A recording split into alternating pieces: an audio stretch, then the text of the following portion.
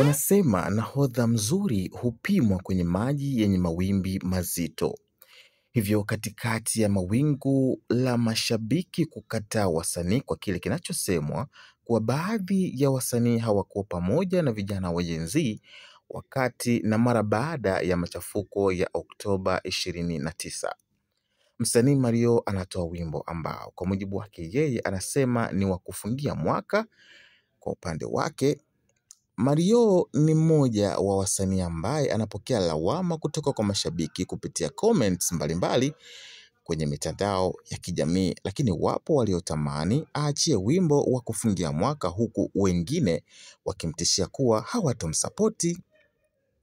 Mapema leo anatoa kibao kinachoenda kwa jina la Olua ambapo ameshare wimbo huo kupitia mitandao ya kijamii huku akianikiza mashabiki wake wakautazame huko YouTube.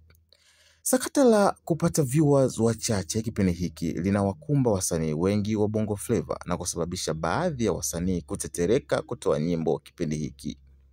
Wakati huo msanii yeye Mario anakataa kabisa na kupinga imani hiyo na kuonyesha ubabe na ukubwa wake. Mara nyingi Mario hutoa nyimbo zenye kushika hisia na zile zenye kuleta uchangamfu kwa mashabiki.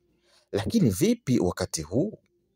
Atawateka mashabiki au itakuwaje? Muda utaongea.